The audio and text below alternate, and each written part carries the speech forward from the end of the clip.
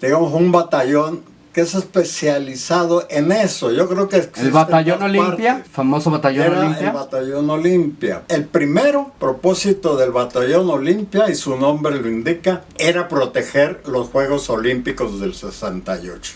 ¿Qué tranza, gusetes? ¿Cómo están? Espero que estén bastante, pero que bastante bien. Me voy a comportar un poquito serio porque pues este es el Gus Vlogs y en el Gus Vlogs somos serios. Hace 1 año y medio prometí que íbamos a que mi papá hablara un poco de sus vivencias en el movimiento del 68. El 2 de octubre, no se olvida, algo increíblemente fuerte. Para mí es inconcebible cómo el mismo gobierno mandó a asesinar estudiantes.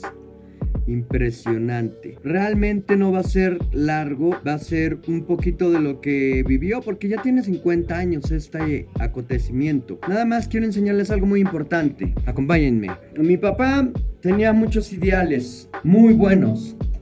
En el video anterior me había hecho esto. Aquí viene cada una de las cosas de las propagandas desde el comienzo, en septiembre, que estamos en primero, junio, julio, y el otro es una reliquia. Pero lo importante es esto.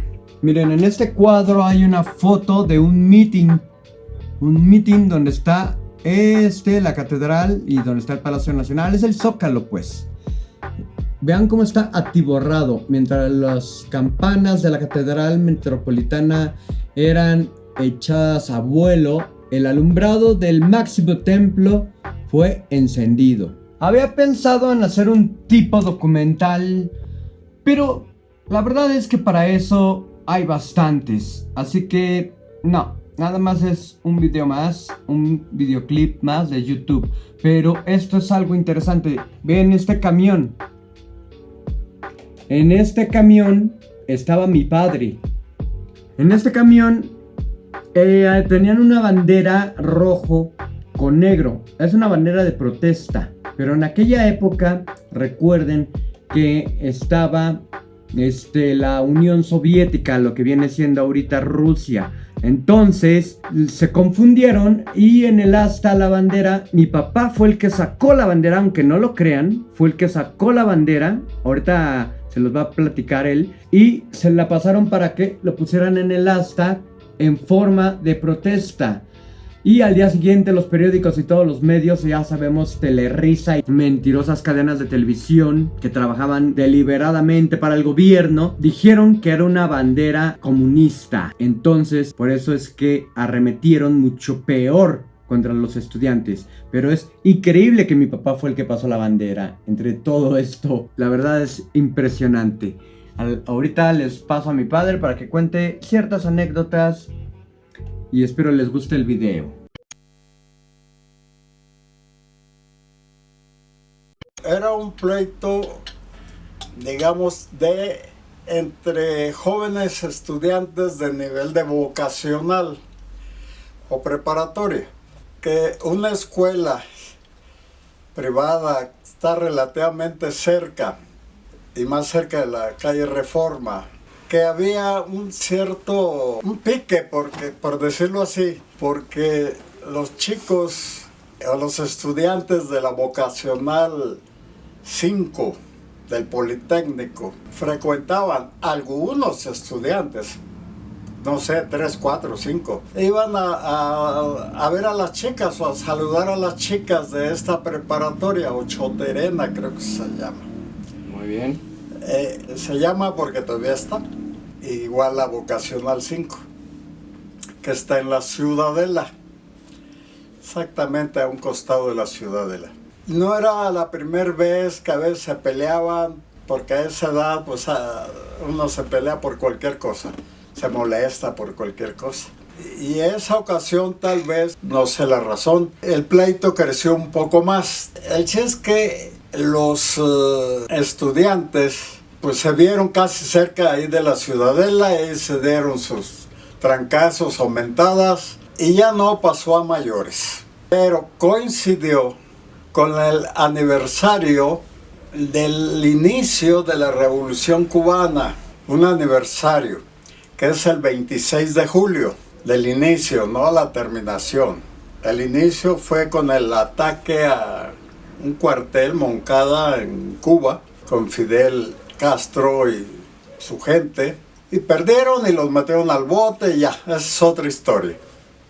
Pero en México, hasta la fecha, se sigue conmemorando esa fecha del 26 de julio como inicio de la Revolución Cubana. En aquel tiempo era cuando Díaz Ordaz y todo el gobierno y su gabinete era que estaba en contra de todo aquello, ¿no? En contra del comunismo, el socialismo. Sí, no todo el gabinete, no todo, porque la ideología es más personal, aunque en un grupo social pues se reúnen las personas que tienen afinidad con esa ideología. Si eres anticomunista no vas a andar de cuate con un comunista, ¿verdad? Lo que pasa es que Díaz Ordaz fue un presidente, además de muy drástico, y hay que recordar que en ese tiempo pues casi todo era PRI, y el presidente tenía un inmenso poder, nada comparable con los presidentes que hubo desde Salinas de Gortari para acá, no. El poder de ellos tal vez se hicieron de mucha riqueza, pero realmente no tenían ese poder que tenían, digamos, que abarcó, desde mi punto de vista, hasta López Portillo hacia atrás. Entonces, cualquier disidencia de política, hablando de política, en contra de eso, pues era muy arriesgado y perseguido. Pienso que sería muy difícil que con estas nuevas circunstancias actuales de hoy se diera un movimiento de esas características. Se puede dar un movimiento inclusive mayor en cantidad, en gentes, en difusión, con la tecnología de comunicación que existe hoy, pues es en vivo, ¿verdad? No necesitas esperar 24 horas para que te informes. Claro. Ya cualquier persona que sepa manejar básicamente un celular, pues puede captar una noticia que puede ser muy importante o muy relevante.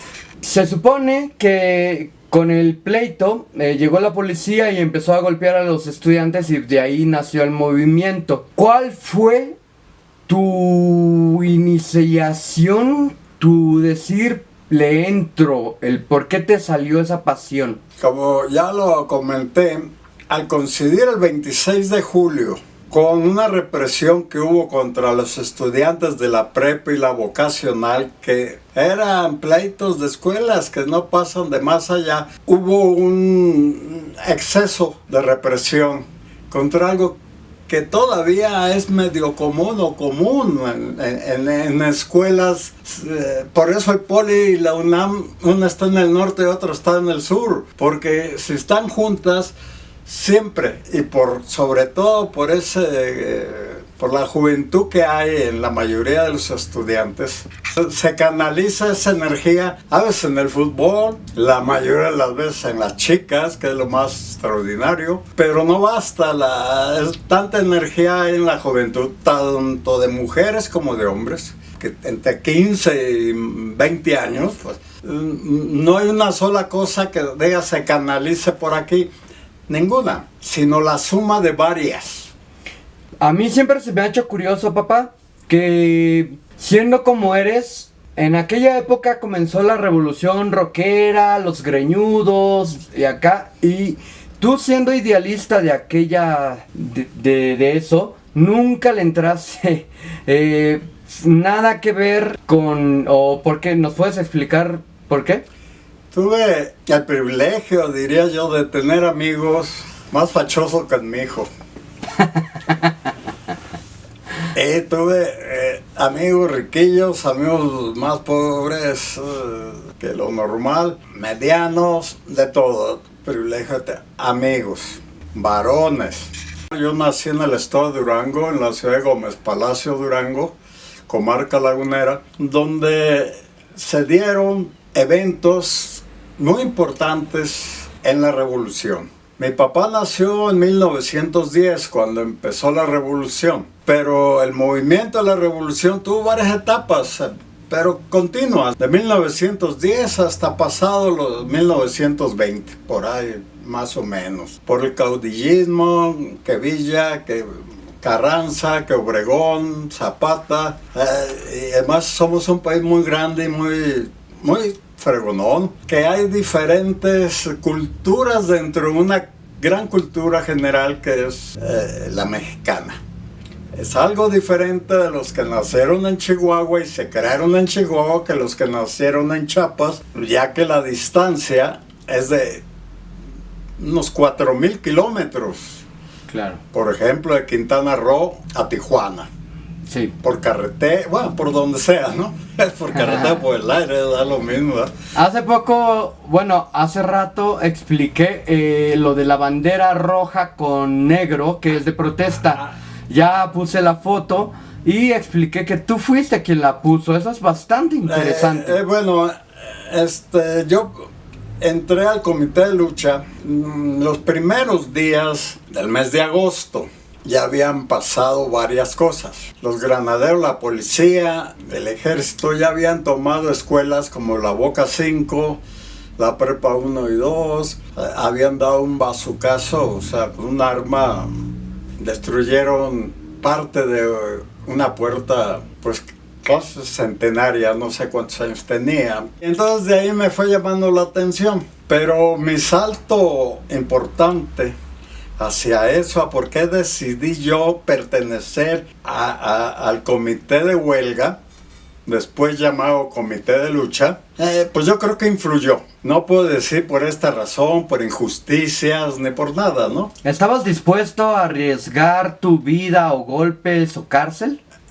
Como dije, la energía de esa edad, en el movimiento yo tendría unos 20 años. Estaba en el primero o segundo semestre del ESIME, soy ingeniero electricista, egresado del ESIME, del Poli.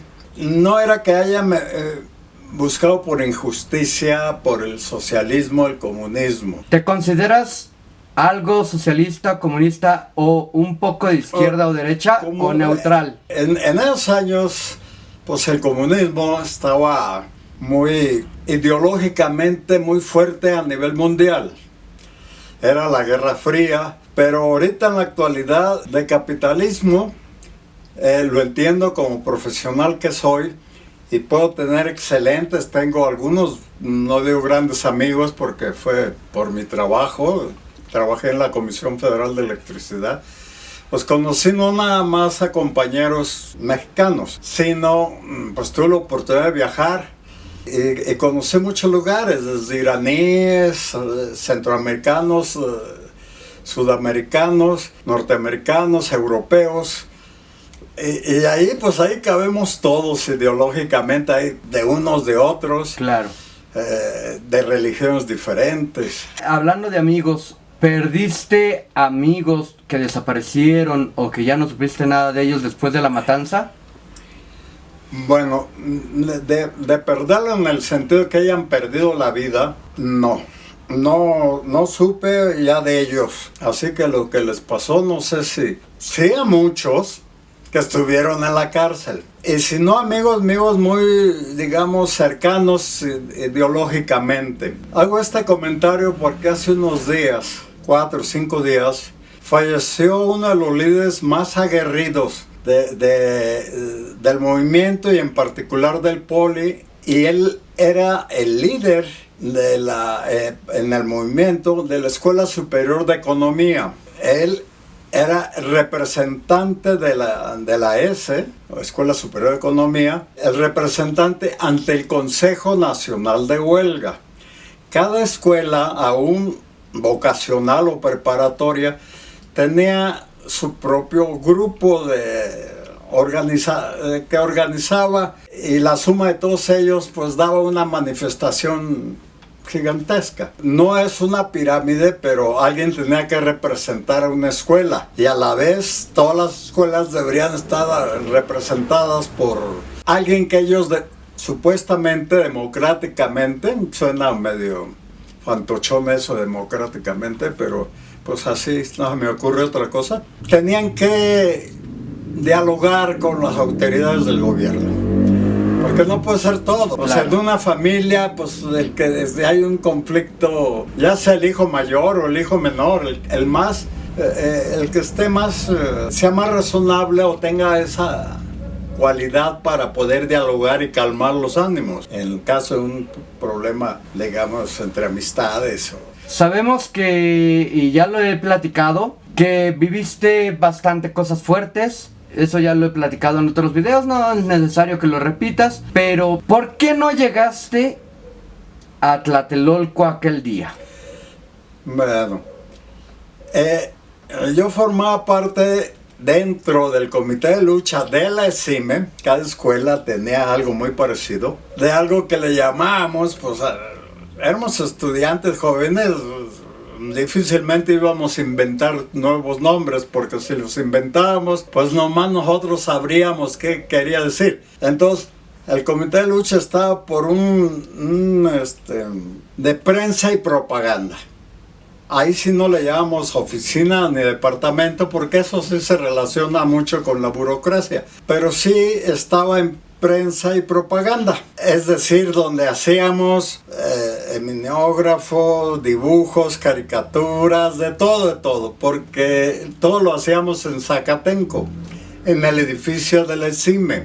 Y como lo tuvimos todo, toda la unidad Zacatenco era nuestra. Así que los recursos que ahí había los usamos lo mejor posible. Muy bien. Nada de que quién nos dio el dinero para esto, para comprar equipo, eso. Eran del Poli y el Poli los compró con el dinero de los impuestos de todos los mexicanos. Bueno, por un lado estuvo bien porque tal vez yo no hubiera estado aquí. Bueno, esos son temas ya de otro tema. Nos poníamos de acuerdo.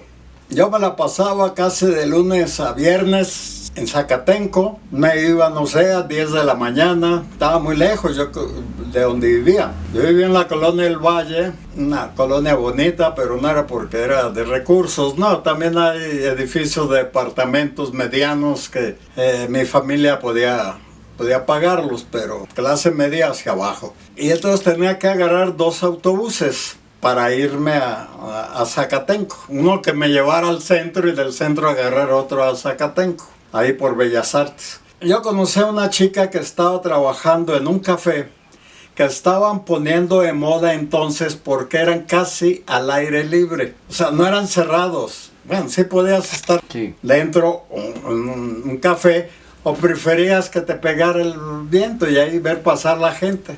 Y ahí trabajaba. Y me había dicho que salía a las 5, pero por los movimientos que había, pues siempre todo el mundo llegaba tarde a cualquier cita. No podía hacer una cita de ningún tipo. Por ejemplo, yo tenía la cita de llegar a las 5 de la tarde a la Plaza de las Tres Culturas en Tlatelolco, con el grupo de los que hacíamos prensa y propaganda. Que de prensa tenía muy poco, pero propaganda así le echábamos todas las ganas. Pero de hecho, en una servilleta. Pero eso era más peligroso, ¿no? Hacer la propaganda.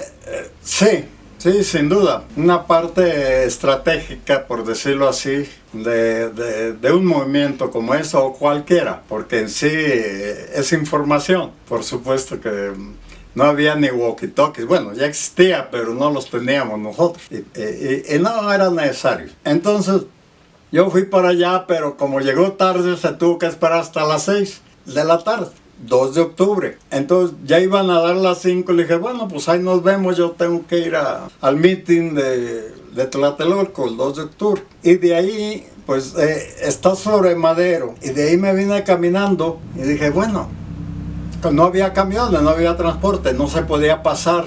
Dice, pues me voy caminando por todo. En ese tiempo se llamaba Niño Perdido, San Juan de Letrán, Niño Perdido, y ya saliendo hasta Tlatelolco.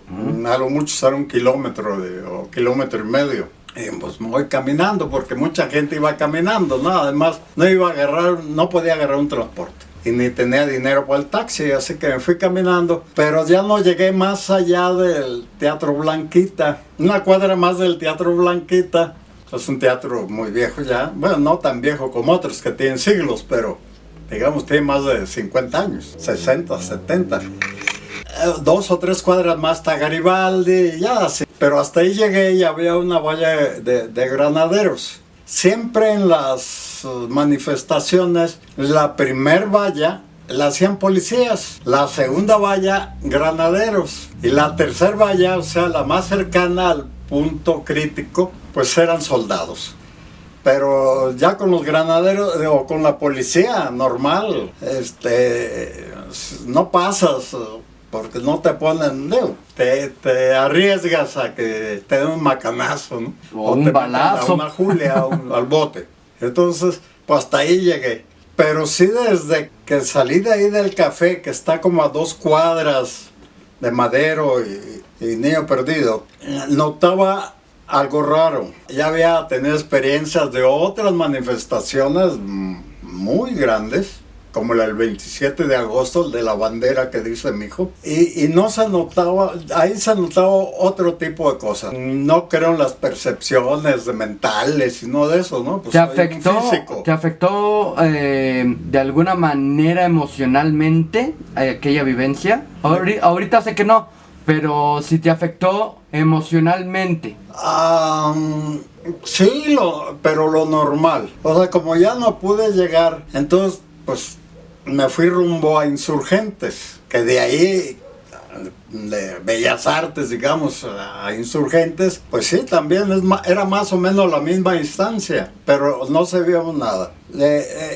Yo creo que a partir de las 5 de la tarde se inició el operativo, desde mi punto de vista, no de los balazos ni nada de eso, eso pasó un tiempo después, sino para sellar todo lo que es el área de calles antes Tlatelolco, para sellar, porque ahora pienso que uno de lo más importante para el gobierno era la captura de los líderes. Nada más que los líderes, como yo creo en todos lados, pues esperan a que se junte una cantidad de los que los van a ver, a oír, a todo, ¿no? Claro. Entonces, pues la plaza estaba llena y ya ahí les no, porque no los podían capturar, entrar, ¿qué? ¿No? Tenían que usar la fuerza. Y la única fuerza que podían utilizar ante una multitud, según ellos, porque no había diálogo, era el ejército. Y dentro del ejército,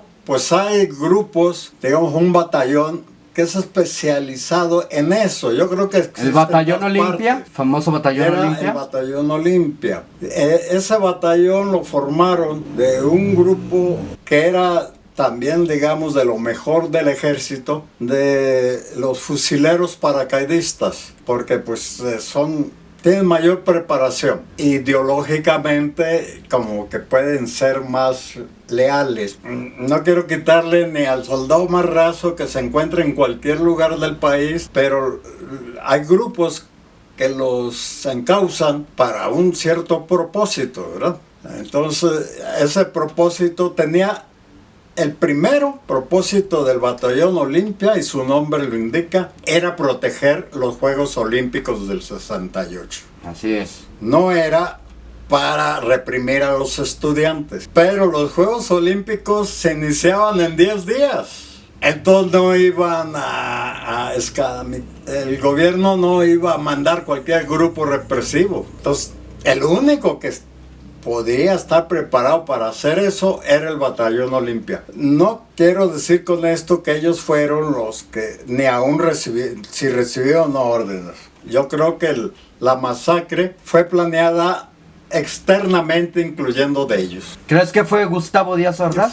Fue un movimiento, una actitud política. ¿Crees que fue una orden directa de Gustavo Díaz Ordaz? Fue en el 68 y faltaban 2 años para que Díaz Ordaz terminara su mandato.